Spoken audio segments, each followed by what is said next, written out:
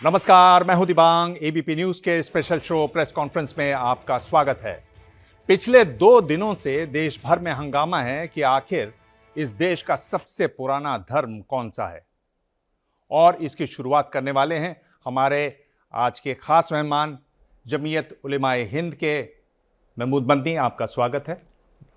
आपने खासा बखेड़ा खड़ा कर दिया है, इस पर तो बात होगी, लेकिन आखिर में आपसे एक शेर भी सुनेंगे। आप तैयार हैं? बिल्कुल। पहले ये बताइए कि आपने अलग अलग धर्मगुरुओं को आज एक जगह इकट्ठा किया और इतना बड़ा हंगामा हुआ जिसमें लोग अब बवाल कर रहे हैं। हर चैनल पर ये ब्रेकिंग न्यूज़ चल रही है। क्या आप यही करना चाहते थे? करना तो ये नहीं चाहते थे, लेकिन हो गया। और दुर्भाग्यपूर्ण है, अफसोसनाक है हमारे लिए, हमारे मिशन के लिए। ये कुछ अच्छा नहीं है, इसको कभी अच्छा नहीं कहा जा सकता। और आपके सवाल ने जहाँ पहुँचाया है, ये उससे भी ज़्यादा बड़ा दुर्भाग्यपूर्ण होगा अगर हम ये करें इसके लिए कि ब्रेकिंग न्यूज़ बन जाए। तो ये तो और भी ज़्यादा बड़ा, मतलब उस इंसिडेंट को जितना ख़राब समझा जाए उससे ज़्यादा बड़ी ख़राब बात ये होती है, जो कभी भी, मुझे तो कम से कम एक्सेप्टेबल नहीं है कभी। पर मदनी जी, आप इसके लिए सीधे जिम्मेदार नहीं हैं। जिस तरह की बातें आपने कहीं, क्या जो आज हुआ उसकी शुरुआत आपने नहीं की खुद? देखिए, कोई भी आदमी कोई काम करे, आप ये कभी नहीं कह सकते कि 100% सही होगा। आदमी का काम कभी सही होता है, कभी गलत होता है, कभी पूरा सही होता है, कभी कुछ सही होता है, ज़्यादा सही होता है, थोड़ा गलत होता है। तो आप गलती निकाल सकते हैं, और देखने के चश्मे अलग अलग होते हैं, सिचुएशंस अलग अलग होती हैं। बोलने वाले की, करने वाले की सिचुएशन कुछ और होती है, सोच कुछ और होती है। दूर से देखने वाले की सोच कुछ और होती है, तो उसको कुछ और लगता है, करने वाले को कुछ और लगता है। तो बहुत सारी चीज़ें उसमें हो सकती हैं। आप तो क्या मानते हैं? मैं ये मानता हूँ, वो हमारे यहाँ जो जो कहा गया है, बहुत मंथन के बाद, बहुत मेहनत के बाद, बहुत दिनों की रिसर्च के बाद एक बात कही गई है। और उतनी बात में मैं नहीं समझता कि दिबांग जी को कोई ऑब्जेक्शन होना चाहिए, या हो सकता है। फिर भी अगर कुछ हो तो डायलॉग के लिए ओपन है हम। वो इतनी सी बात है कि इस्लाम हमारे अकीदे के मुताबिक पहले इंसान, पहले मैसेंजर ऑफ गॉड, खुदा के पैगंबर आदम थे, हज़रत आदम अलैहिस्सलाम। और हमारा ये मानना है कि वो इसी रीजन में पैदा हुए थे, उतारे गए थे, भेजे गए थे। तो जब फर्स्ट मुस्लिम वो थे, फर्स्ट मैसेंजर वो थे, तो ये धरती इस्लाम की पैदाइश की जगह है, ऐसा मानना है। इस मानने को लोग ऐसा क्यों समझ रहे हैं, आप या कोई भी, कि ये उनके उनको उनके उनके ऊपर हमला हो रहा है, या उनको गलत कहा जा रहा है, या उनके लिए गाली बन जाए, या उनके लिए आपत्तिजनक चीज़ क्यों हो सकती है? क्योंकि इसके साथ आपने ये भी कहा कि इस देश में जो सबसे पुराना धर्म है वो इस्लाम है। हम जब पहला इंसान और पहला प्रॉफिट, पहला नबी इस धरती पर पैदा हुआ, तो ऑफ कोर्स वो ऑटोमेटिकली वो ये बात होगी वहाँ। अब इसको हम मानते हैं, इत्तेफाक से दिबांग साहब इस बात को नहीं मानते, तो कोई बात नहीं है, इसमें क्या ऑब्जेक्शन है? आप बहुत सारी ऐसी चीज़ें मानते हैं जो मैं नहीं मानता, आप उसको कहिए, वो आपके लिए है और ये मेरे लिए है। तो अगर मैं किसी चीज़ को मानता हूँ तो उसको मैं कहूँगा तो उसमें आपके लिए या किसी के लिए क्यों ऑब्जेक्शन होता है? इसमें तो ऑब्जेक्शन वाली कोई बात नहीं। यानी अगर आपने ये सोचा हुआ है कि हम बाहरी हैं, अगर आपने ये सोचा हुआ है तो आपको ज़रूर ऑब्जेक्शन होगा। और अगर आप ये मानते हैं हम आपके हैं, आपके पार्ट हैं, आपकी सोसाइटी का पार्ट हैं, आपके राष्ट्र का पार्ट हैं, हिस्सा हैं, और जब हम आपका हिस्सा हैं, आपके साथ हैं, आपके भाई हैं, तो आपको क्या ऑब्जेक्शन है कि कौन पहले है कौन पुराना है? इसमें क्या है? पर जो हुआ ऐसा नहीं कि आपको नहीं इसका कोई अनुमान था, आपको मालूम था इस तरह का हल्ला होगा, फिर भी आप गए इस गली में।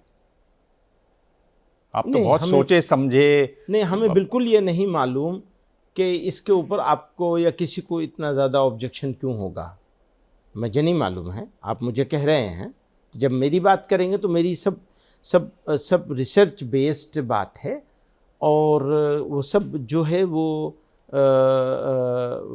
ऐसी कोई हवाई बात नहीं है कि बस अचानक कर दी गई और ऐसा हवाई कोई बयानबाजी हो गई। वो सब लिखा पढ़ी करके ठीक तरीके से तैयारी करके, और वो जो सच्चाई है जो जिसको हम मानते हैं हमारे अकीदे का हिस्सा है, उस बात को कहा गया। आमतौर पर मुसलमान इस बात को कहते नहीं थे, तो इसलिए आपको लग रहा है कि ये नई बात है, लेकिन ये नई बात नहीं है। पर आप इस बात से तो सहमत हैं कि नहीं कि इस्लाम कुल मिलाकर करीब 1400 साल पुराना है, क्रिश्चियनिटी 2000 साल पुरानी है, बुद्धिज्म 2500 साल पुराना। एक मिनट सुन लीजिए मेरा सवाल जी। बुद्धिज्म 2500 साल पुराना है, और अगर हम और पुराने धर्मों की बात करें तो उसमें जूडाइज्म आ जाता है, जोरोस्ट्रियनिज्म आ जाता है, हिंदुइज्म आ जाता है, जिनकी उम्र 3 से 5000 साल मानी गई है, जो ये इतिहासकार भी बताते हैं। आप इससे सहमत नहीं हैं? जितने भी प्राचीन काल के धर्म हैं और उन धर्मों का कुछ न कुछ रिलेशन आसमानी सहीफ़ों से, आसमानी किताबों से मिलता है, उन सब का लेटेस्ट वर्जन है वो जो 1400 साल पहले आया है। लेटेस्ट वर्जन है, कंटिन्यूएशन है। इसीलिए हम डिनाई नहीं करते हैं। आप बिलीव नहीं करेंगे, हम क्रिश्चियनिटी उसको डिनाई नहीं करते, यहूदियों को डिनाई नहीं करते, मानते हैं उनके नबी को। और सुन लीजिए, उनके नबी चाहे हज़रत ईसा हों जिन्हें जीसस कहते हैं, चाहे हज़रत मूसा हों, हम तो हमारे ईमान का हिस्सा है। वो इसी वजह से कि ये कंटिन्यूएशन है जो आदम से शुरू हुआ है। तो हज़रत मोहम्मद सल्लल्लाहु अलैहि वसल्लम ने इसको कंप्लीट किया है। चलिए, एक ये तो आप बता रहे हैं कैसे ये सबसे पुराना है। हिंदुइज्म की भी इसमें बात है, जिसकी 5000 साल से ज़्यादा की उम्र बताई जाती है, वो भी बहुत समय तक रहा। उससे पहले और भी दूसरे बहुत सारे रिलीजन रहे, वो भी एक बात है। आप ये इसलिए कर रहे हैं क्योंकि आप एक तरीके से आरएसएस का जवाब दे रहे हैं? नहीं, हम किसी का जवाब ये महसूस हो रहा है।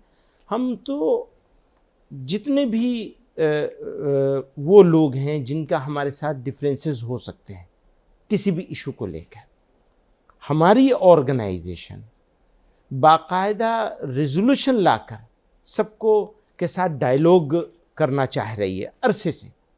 और आज तो बाकायदा रेजोल्यूशन पास करके लोगों को कहा गया है कि हम डायलॉग करना चाहते हैं डिफरेंसेस दूर करने के लिए। तो उसी में तो लोग छोड़ के चले गए। जैन मुनि ने जिस तरह से कहा, उन्होंने भी अपनी बात रखी। तो इतनी अगर गर्मी हो जाए तो क्या कोई रास्ता निकल सकता है आगे? हाँ, ऐसा है कि जब हम डिफरेंट रिलीजन या डिफरेंट सोच के लोगों के साथ बैठते हैं तो वो एक रिस्क तो होता ही है, और कुछ रिस्क कैलकुलेटेड रिस्क होते हैं। ये हमारा एक कैलकुलेटेड एफर्ट थी और है और रहेगी, हम करते रहेंगे। मेरे दिल में उस सर्वधर्म संसद का सम्मान है। मैं बहुत पहले से जुड़ा हुआ हूँ उससे, जिसको रिप्रेजेंट करते हैं आचार्य लोकेश मुनि जी, और जाने अनजाने उनको जो ठेस पहुंची है, मैं तो उसके लिए उनसे 100 बार माफ़ी मांगने को तैयार हूँ। उनको ही नहीं, किसी को भी पहुंचे। आज के इस प्रोग्राम से, कल की बात से, उससे पहले की किसी पुरानी बात से, किसी नई बात से किसी को ठेस पहुंच जाए, किसी का दिल दुख जाए, ये मुझे और मेरे इस्लाम को मंजूर नहीं है। देखिए बात क्या हो रही है, आरएसएस चीफ कह रहे हैं कि हिंदू मुस्लिम के पूर्वज एक ही जैसे थे।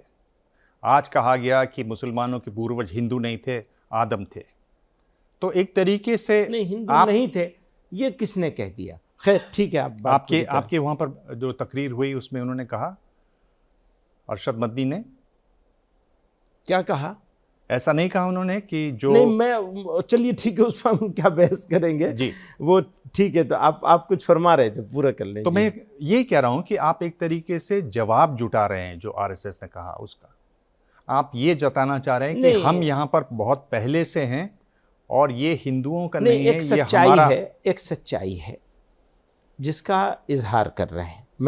हम अब आप चीज़ों को मिक्स नहीं करना चाहिए। हमारे पास दो बातें हैं, बिल्कुल क्लियर मैं आपसे कहना चाहता हूं दिबांग जी, और मुझे इस बात का विश्वास है, आपके साथ बैठा हूं इस विश्वास के साथ हूं कि हम राष्ट्र निर्माण में आपका बहुत बड़ा रोल है, आप सब लोगों का।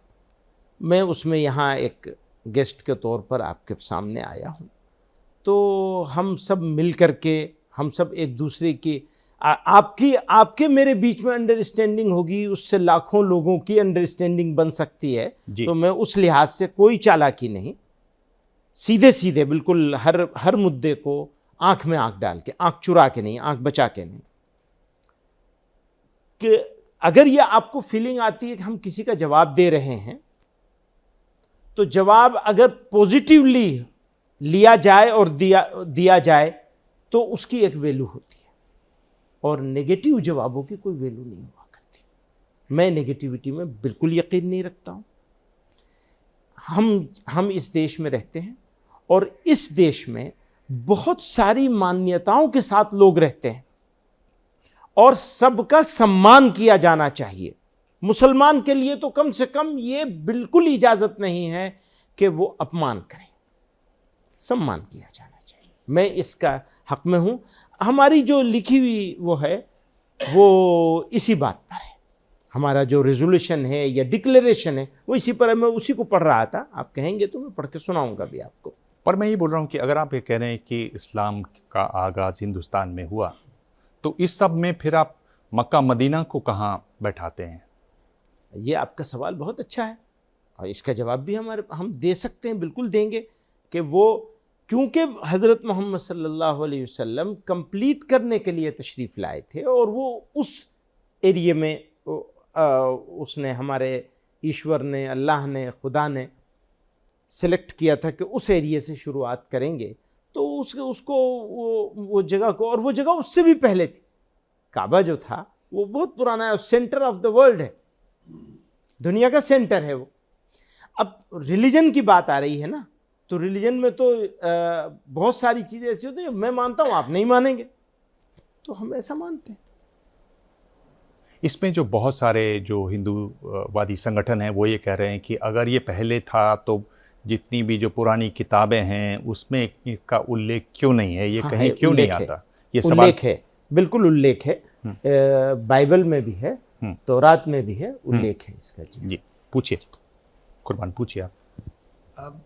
महमूद मदनी साहब, कल आपका एक बयान आया कि आप आरएसएस के साथ डायलॉग करना चाहते हैं, बातचीत करना चाहते हैं, और एक जॉइंट नेशनलिटी की बात आपने की है।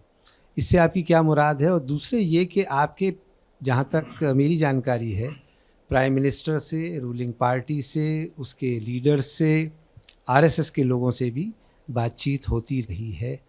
क्या आपको उम्मीद है कि पिछले 8 साल में जो माहौल है उसमें इस बातचीत का, या जो पेशकश आप कर रहे हैं, इसका कुछ नतीजा निकलेगा?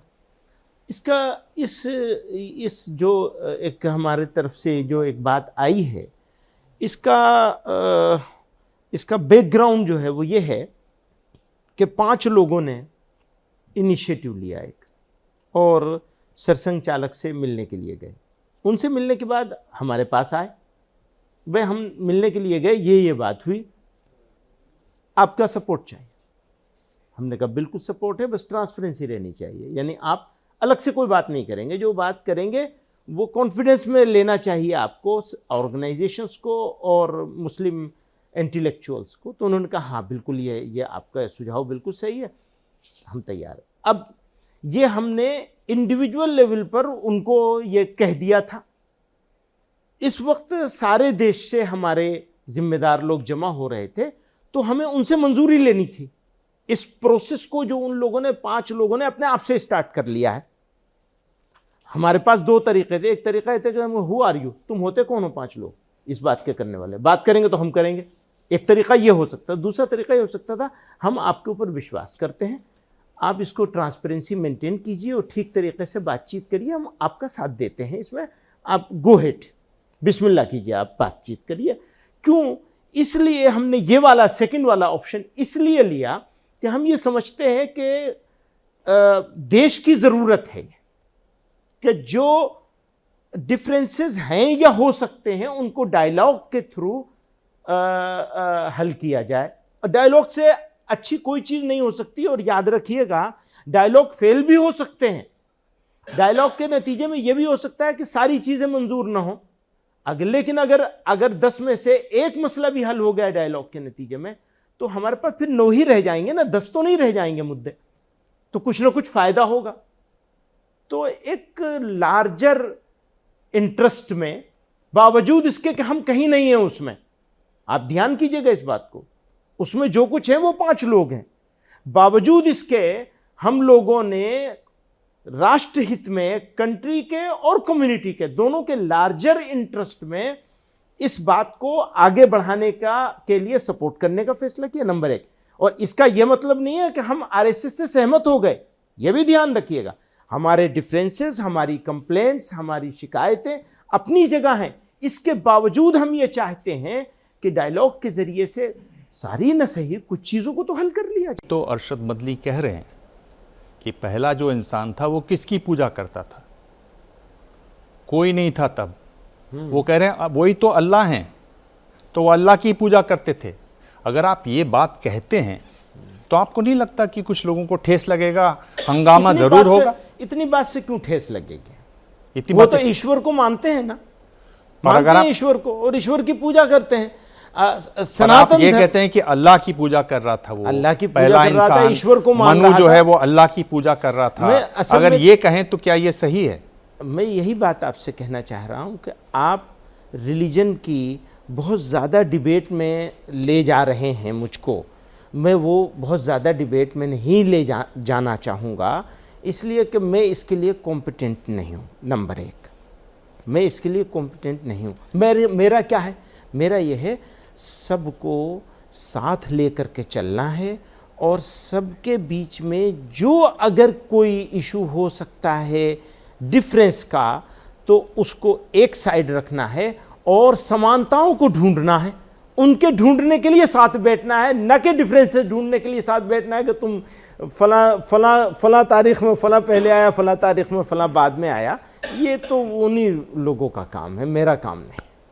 अब मदी जी, इतना सीधा मैं पूछता नहीं हूँ, पर मैं आपसे ये पूछ रहा हूँ कि आपको दिख रही है एक चीज़ और आप ये समझ में आ रही है कि इसमें तो कुछ लोग जो हैं वो ज़रूर इसका बुरा मानेंगे, पर आप उससे आप कह रहे हैं कि सनातन धर्म जी, वो अगर ये कह रहे हैं कि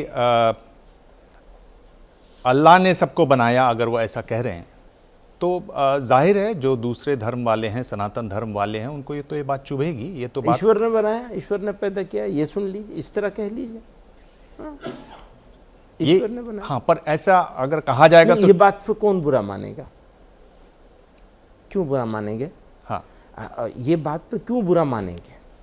पर अगर अल्लाह की ज़्यादा बात होती है तो उसमें बुरा लगेगा ना लोगों को। क्यों बुरा लगेगा? वो भी बुरा लगने की बात नहीं है कि इसलिए कि अल्लाह कह लीजिए, गॉड कह लीजिए, खुदा कह लीजिए, ईश्वर कह लीजिए, मुझे तो ऐसा लगता है। लेकिन मैं बहुत ज़्यादा इसके बारे में, मैंने जैसे कि कहा, मैं बहुत कॉम्पिटेंट नहीं हूँ इसके लिए, बहुत काबिल नहीं हूँ इसका स्पेशलिस्ट। सदर हैं जमीयत उलेमाए हिंद के, इसलिए वो तो ठीक है, वो तो ज़बरदस्ती बना दिया गया हूँ, वरना हूँ कुछ नहीं।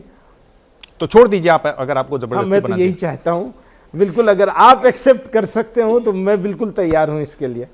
मोहन भागवत जो कोशिश कर रहे हैं, और हम देख रहे हैं कि वो जगह जगह जा रहे हैं आजकल, उसको आप कैसे आंकते हैं?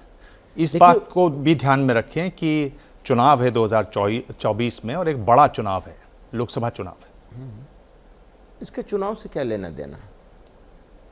देखिए, उनके जो बयान हम पढ़ते हैं, सुनते हैं, उनमें कई बयान ऐसे हैं जिस पर हमें हमारी असहमति होती है, कई बयान ऐसे होते हैं जो अच्छे लगते हैं, ऐसा लगता है जैसे हवा, खिड़की खुली और ठंडी हवा का झोंका आया है।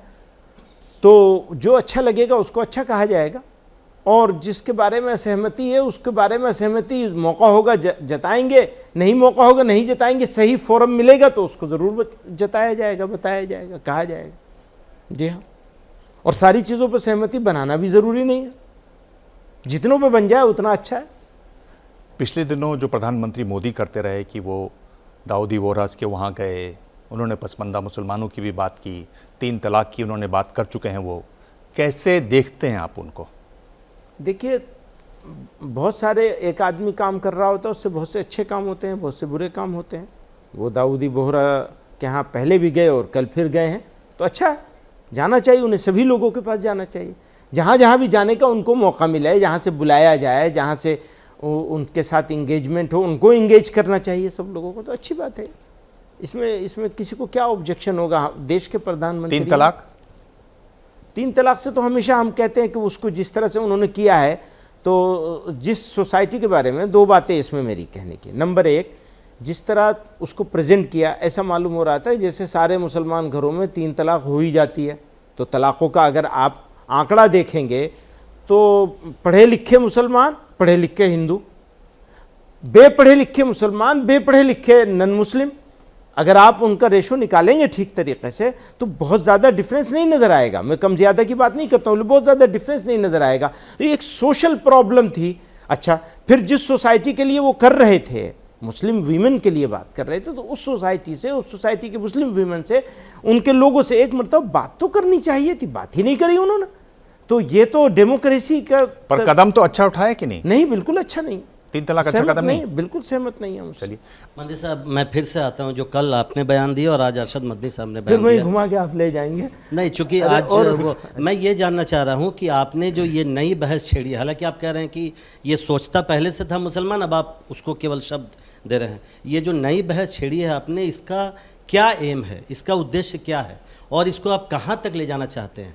क्या ये कन्फ्रंटेशन की ओर नहीं बढ़ेगा मामला? अगर हम ये कह रहे हैं कि आदम इसी ज़मीन पे पैदा हुए और वो फर्स्ट मुस्लिम थे और फर्स्ट ह्यूमन बीइंग थे, तो अगर मुसलमान, हम कह रहे हैं, मुसलमान मान रहा है, तो इससे जोड़ पैदा होगा या जोड़ घट जाएगा? इससे जोड़ घटेगा, बढ़ेगा। क्यों? आप कह रहे हैं क्योंकि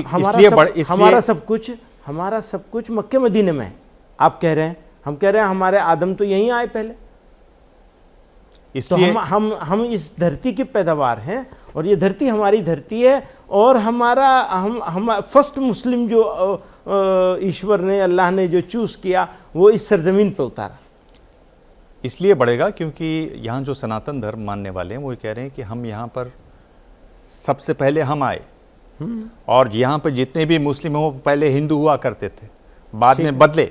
ठीक है, ये भी एक रियलिटी है कि बहुत सारे लोग, ये रियलिटी है, इस्लाम एक्सेप्ट किया, ये रियलिटी है, तो बिल्कुल रियलिटी है। तो अगर आपकी बात मानी जाए तो फिर ये बात नहीं रहती है। नहीं, वो अब उसकी डिटेल में जैसे ही जाएंगे ना, फिर वही बात हो जाएगी। तो मैं उसकी डिटेल में जाए बगैर सिर्फ एक ही बात आपसे अर्ज़ करना चाहता हूँ कि हमें ये हमारा होमलैंड है और हमें इस बात का गर्व है कि हमारा होमलैंड है। और एक बात और अच्छी तरह समझ लीजिए, सिर्फ गर्व ज़बानी नहीं है, अगर जान जाएगी तो सौभाग्य होगा। गिरने वाला खून का एक कतरा इस धरती के लिए हमारा सौभाग्य होगा। मैं आपसे ये पूछ रहा हूँ कि आप लोग इन बातों पर क्यों लड़ते रहते हैं? क्योंकि अगर आप पीछे ही जाना चाहें तो 2 लाख साल पहले होमो सेपियंस शुरू हुए अफ्रीका से। कॉग्निटिव रिवोल्यूशन जिसमें बोलना सीखा गया वो 70,000 साल पहले था। फिर तो वहाँ से शुरुआत हुई ना, फिर और पीछे चले जाइए। हाँ ठीक है, ये आप लोग ये फर्जी लड़ाइयाँ क्यों खड़ी कर लेते हैं? फर्जी लड़ाई नहीं खड़ी होनी चाहिए। पर क्यों करते हैं फिर आप? लड़ाई नहीं, लड़ाई भी नहीं है, लड़ाई का सब्जेक्ट भी नहीं है। और अगर किसी को लड़ाई महसूस हो रही है तो मैं उनके साथ बैठूंगा, उनके साथ बात करूंगा। बिल्कुल लड़ाई नहीं, कोई लड़ाई नहीं है। और किसी धर्म को किसी धर्म के ऊपर ले जाने की कोई कोशिश नहीं है, हमारी कोई कोशिश नहीं है। अब आप लड़ेंगे भी हमारा कहें? सम्मान है, हमारे दिल में सम्मान है अपने भाइयों के लिए और देशवासियों के लिए सम्मान है, उनकी मान्यताओं के लिए भी सम्मान है। हम अपमान करने का हमको कोई अधिकार नहीं है।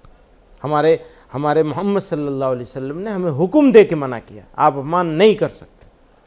आप हर्ट फील करेंगे, हम बिल्कुल उस बात के बारे में बात नहीं करेंगे, बिल्कुल। अब मोदी जी फिर ये तो बड़ा मुश्किल हो जाता है ना, आप कहते हैं कि हम लड़ना बिल्कुल नहीं चाहते, कोई लड़ाई नहीं है और लड़ेंगे भी, नहीं लड़ेंगे, या लड़ने को ही ना लड़ना कहा जाता है? नहीं लड़ेंगे नहीं, ये तो एक डायलॉग है, डायलॉग का प्रोसेस है, बातचीत है, कोशिश है, कभी नहीं लड़ेंगे। मदनी साहब, आपके हिसाब से पृथ्वी में सबसे पहले इस्लाम आया, और आपकी तरफ से, अब ये आपकी तरफ से और आपके संगठन की तरफ से पूरे देश और पूरी दुनिया को ये संदेश देने का एक बीड़ा उठाया गया है कि इस्लाम सबसे पहले आया, और अभी आपने कहा कि मुसलमान उसको स्वीकार भी कर रहा है। तो आखिर आपकी तरफ से भारत में रहने वाले मुसलमानों में ये विश्वास और ये संदेश क्यों नहीं अभी तक दिया जा सका कि भारतीयता और भारतीय अर्थव्यवस्था, भारतीय व्यवस्था को वो स्वीकार कर सके? क्या नहीं किया गया? अगर क्यों नहीं भारत को भारतीयता को, भारत की धरती को, भारत के नफ़े और नुकसान को और भारत को स्वीकार नहीं किया गया होता तो वो लोग तो ये दावा कर रहे थे कि हम इस्लामिक स्टेट बनाएंगे। वो तो यही दावा कर रहे थे ना। तो भारत की जमीन पे खड़े होकर ये कहने की आवश्यकता क्यों पड़ी कि ये पृथ्वी में सबसे पहले इस्लाम आया? इसे भाई, अगर कोई आप किसी दूसरे कंट्री में भी जाके ये बात अगर कह कोई, सकते थे। हाँ वहां भी कहेंगे, क्योंकि सब जगह कहेंगे। क्योंकि पृथ्वी में 7 द्वीप हैं, उस 7 द्वीप में से एक द्वीप है जम्बू द्वीप, उसका एक खंड है भारत। तो भारत में ही खड़े होकर ये कहने की आवश्यकता क्यों पड़ी? नहीं, आवश्यकता नहीं है, ये एक सच्चाई है, उसका इजहार किया गया है। तो लेकिन इसमें आपको आपत्ति क्यों हो रही है? मुझे बिल्कुल आपत्ति नहीं है, मैं सिर्फ ये कह रहा हूं कि आज जिस विषय को लेके आप मैदान पे उतरे हुए हैं, उसी मुस्लिम समाज को ये समझाने का प्रयास शुरू से ही क्यों नहीं किया गया कि वो भारतीयता को और भारतीय व्यवस्था को भी स्वीकार करे? हमेशा समझाया गया। आप देखिए 1945 में, 44 में मौलाना हुसैन अहमद मदनी ने कंपोजिट नेशनलिज्म एंड इस्लाम नामी किताब लिखी। हमारा हिंदुस्तान, मेरे दादा थे वो, उन्होंने लिखा हमारा हिंदुस्तान और उसके फ़ज़ाइल समझते हैं, और इंडिया एंड इट्स वर्चूज़। और इसके ऊपर बाकायदा पूरा एक मूवमेंट खड़ा किया गया। अकेली मुस्लिम ऑर्गेनाइजेशन थी जिसका आज ये सब हंगामा लेकर के आपके साथ बैठा हूँ मैं। इस ऑर्गेनाइजेशन ने गालियाँ खाई हैं, जूते खाए हैं, लेकिन एक बात सच्चाई के साथ कहा है कि हम बहैसियत कौम के एक कौम हैं, आप हमारे अपने हैं, हम आपकी कौम हैं, आपके साथ हैं। अगर हमारा वतनीयत के एतबार से देखा जाए, हम एक कौम है। और इस मैसेज को देकर बहुत लोगों को यहाँ इस बात के लिए तैयार किया गया, आपको यहीं रहना है, इसी देश में, और इसकी इज्जत में हमारी इज्जत है और इसकी बेइज्जती में हमारी बेइज्जती है। ये तो हम जानते हैं ना कि हमारे ऊपर क्या गुजरती है अगर कभी कोई बेइज्जती होती है देश की। तो आप ये कह रहे हैं कि दरअसल में ये 1400 साल पहले जो शुरुआत की आपने बात आपकी की सुई है, वहीं अटक गई है। हाँ, क्योंकि वो बहुत महत्वपूर्ण है सुई, आपने उसको इतना महत्वपूर्ण बना दिया कि मैं उसके आसपास चाहते हुए भी नहीं जा पा रहा हूँ। मैं ये पूछ रहा हूँ कि अगर आप देखें तो ओरल ट्रेडिशन में जो बुद्धिस्ट थे उनकी टिपिटिका थी, महाभारत पहले ओरल ट्रेडिशन में थी, इस तरह की हिब्रू की जो बाइबल थी वो ओरल ट्रेडिशन में थी, 2,500 हजार साल पुरानी।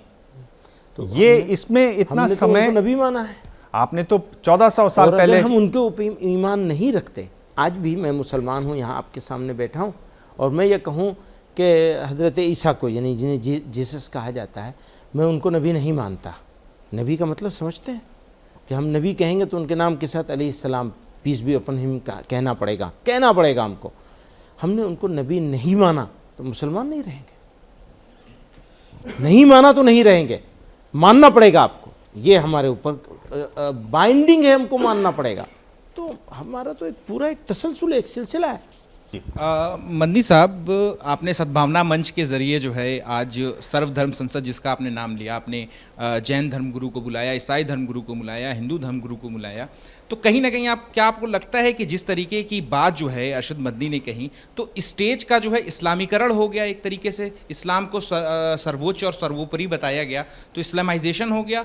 और आपको क्या लगता है कि आप जो राइट विंग ग्रुप्स कहते हैं कि कौन सा धर्म पहले आया, तो आप भी उस ट्रैप में कहीं ना कहीं फंसते हुए नजर नहीं आ रहे हैं, जो आप भी ये बात करें कि इस्लाम पहले आया, बशर्ते कि आपको अपनी कम्युनिटी के अंदर हमारा जो विकास और उत्थान रेजोल्यूशन की है, बात करनी चाहिए। हमारा डिक्लेरेशन, हमारा रेजोल्यूशन वो यहाँ इसमें मौजूद है। आप इजाज़त देंगे तो मैं उसको पढ़ के सुना दूंगा। एक पैराग्राफ है हमारा ऑफिशियल वर्जन, जो 3-4-5 दिन से हम लोग बैठे हैं, 3 दिन से नहीं 5 दिन से हम लोग बैठे हैं, और 5-5 घंटे एक पैराग्राफ के ऊपर डिस्कशन हो कर के तैयार हुआ है। जो हमारा ऑफिशियल वर्जन है ऑर्गेनाइजेशन का, वो एक चीज़ है, और गेस्ट लोगों की बातचीत करना एक चीज़ है। जैसे हमारे स्वामी जी ने, आचार्य लोकेश मुनि जी ने ये कहा कि मैं किसी ईश्वर अल्लाह वल्लाह किसी को नहीं मानता, तो अब वो हमारा वर्जन तो नहीं हो सकता है ना, वो हमारा वर्जन कैसे हो सकता है? उनका वर्जन हो सकता है, गेस्ट का वर्जन हो सकता है, और गेस्ट की ज़बान तो नहीं पकड़ी जा सकती। बल्कि जब सर्वधर्म की बात हो रही है तो सब तरह की बात आएगी, सब तरह के लोग होंगे, और उनको ये आज़ादी होनी चाहिए कि वो अपनी बात कहें। फिर उसके बाद संवाद होगा, और हम संवाद करेंगे उनके साथ। आसाम में जो आजकल चल रहा है बाल विवाह के खिलाफ 4000 मामले हैं, 2000 लोगों की गिरफ्तारी हो चुकी है, जिसमें 50 से ज़्यादा तो काजी और पुजारी हैं, इसको आप कैसे आंकते हैं? देखिए, आसाम की सरकार और उनके चीफ मिनिस्टर साहब का जो एटीट्यूड है, उस एटीट्यूड से हम बिल्कुल सहमत नहीं हैं। उनका एटीट्यूड बदनाम, बेइज्जत और रुसवा करने वाला है। मुसलमानों के मामले में बदनाम, बेइज्जत और रुसवा करने वाला है। तो जब एक चीफ मिनिस्टर इस तरह का एटीट्यूड लेकर काम कर रहा होगा, इस तरह के जुमले बोल रहा होगा, तो उनके किसी चीज़ के बारे में हम क्या राय दे सकेंगे? अब हमसे क्या सुनना चाहते हैं? हम हैं ही नहीं, हम हैं कहाँ, किस चीज़ में है? हमारी बोलने नहीं बोलने से क्या फ़र्क पड़ेगा? पर वो जो काम कर रहे हैं उस पर आप वही मैं कह रहा हूँ ना कि वो जो बाल विवाह कितना भी अच्छा काम करे, लेकिन अगर वो गाली बक रहा होगा, अगर वो जिस तरह का एटीट्यूड अपना रहा होगा, तो उसके बारे में हम क्या बात करेंगे? हम नहीं कर सकते उनके बारे में बात। तो आप ये कह रहे हैं कि एटीट्यूड में गड़बड़ी है, लेकिन काम वो ठीक कर रहे हैं। वो जब एटीट्यूड ही गड़बड़ है तो काम कैसे सही होगा? आप उसका आंकड़ा उठा करके देख लीजिए कि उस आंकड़े में उन्होंने परसेंटेज क्या रखी है लोगों की, तो इसका मतलब सारे बाल विवाह मुसलमानों में ही हो रहे हैं। क्या बात है, ये क्या बात है? मंदी जी, अब वो दौर है जिसमें मैं आपसे सवाल पूछूंगा, हर सवाल के साथ 2 ऑप्शन दूंगा, उसमें से आपको एक चुनना है। तैयार हैं आप? आपको क्या लगता है कि यूपी में मुसलमानों के सबसे बड़े हितैषी कौन आपको दिखाई देते हैं, अखिलेश यादव या मायावती? अब आपने 2 के ऊपर गाड़ी बंद कर दी है। मैं कैसे, पॉलिटिकल बात है ये, और मैं बहुत ज़्यादा पॉलिटिकल जवाब तो आप दे रहे हैं, पॉलिटिकल मामले में ज़्यादा घुसना नहीं चाहता हूँ, तो मैं इसके ऊपर आपसे माफ़ी चाहूँगा। अगर मैं पूछूं कि मुसलमानों की आज सबसे बड़ी ज़रूरत क्या है, पसमानदा मुसलमानों को आरक्षण की, या इस्लाम के नाम पर जो गलत जानकारियां आ रही हैं उनको बंद करने की? दोनों ज़्यादा ज़रूरत क्या है? दोनों की ज़रूरत है, और गलत जानकारियां, गलत सिस्टम सबके लिए बंद होना चाहिए, और आरक्षण भी मिलना चाहिए उनको, जो उनको उस पसमानदगी की बुनियाद पे मिलना चाहिए। 2024 में आपको क्या लगता है कि जो मुस्लिम वोटर्स हैं उनको किसका ज़्यादा साथ देना चाहिए, कांग्रेस का जो गठबंधन बनेगा उसका, या बीजेपी के गठबंधन का? किसी का भी साथ दें, लेकिन किसी को हराने के लिए किसी का साथ ना दें। कौन है इसमें किसी और? अब आप समझ सकते हैं, सीधी सी बात है ये तो। बिल्कुल बीजेपी को कह रहे हैं आप? तो मतलब सीधी सी बात है बिल्कुल। जो मुस्लिम युवा हैं उनके लिए आज सबसे बड़ी चुनौती क्या है, बेरोजगारी या उग्रवाद? मुस्लिम युवा की बात ना करें, सब युवाओं की बात करें, तो बेरोजगारी सबसे बड़ी चीज़ है। 2 प्रधानमंत्री हैं, अगर आप अपने चश्मे से देखें तो बेहतर कौन है, अटल बिहारी वाजपेयी या नरेंद्र मोदी? वो कहाँ हैं, वो तो बेचारे चले गए। और जो है वो है। बेहतर कौन है आपके नज़रिए से, आपके चश्मे से? मुश्किल है ये कहना। बहुत सी अच्छाइयाँ उनके अंदर थी, कुछ अच्छाइयाँ इनके पास भी हो सकती हैं, सब लोग उसके एक लिहाज से देखते हैं। हमारे प्राइम मिनिस्टर हैं, इनसे भी कुछ उम्मीद हम लोग लगा सकते हैं, और ये उनका काम है कि हमारी उम्मीद को कितना बढ़ाएंगे, कितना पूरा करेंगे, कितना पूरा करने की चेष्टा करेंगे। पूरा तो कोई कर ही नहीं सकता। चलिए, मैं आपको सिर्फ इतना बता दूं कि 7 साल पहले जब मैंने प्रेस कॉन्फ्रेंस में आपसे ये सवाल पूछा था, तब आपने कहा था अटल बिहारी वाजपेयी। तो इस बार आपने उनका नाम नहीं दिया। हालात के बदलने से, सिचुएशन के बदलने से सवाल भी बदलता है, जवाब भी बदलता है। जी, शुरुआत हुई थी, आपने कहा था कि आप आखिर में एक शेर सुनाएंगे मुसलमानों की हालत पर, देश की हालत पर, ऐसी चीज़ जो आपको आपके जहन में आती हो। तुम्हारा दिल मेरे दिल के बराबर हो नहीं सकता, दाग ने कहा है। तुम्हारा दिल मेरे दिल के बराबर हो नहीं सकता, ये वो शीशा हो नहीं सकता, ये पत्थर हो नहीं सकता। तो इसमें पत्थर किसका दिल है? मेरा दिल पत्थर का है। और किसको कहूँगा, सामने तो आप ही है। महमूद मदनी, आपने करीब करीब सभी सवालों के जवाब दिए, और जिन सवालों से आपको आंख चुरानी थी वो आपने बहुत खूबसूरत तरीके से चुराई भी। बहुत बहुत धन्यवाद, आपने इतना समय दिया। बहुत शुक्रिया। प्रेस कॉन्फ्रेंस में आज इतना ही। अगले हफ्ते मिलेंगे एक और खास मेहमान से। तब तक देखते रहिए एबीपी न्यूज़।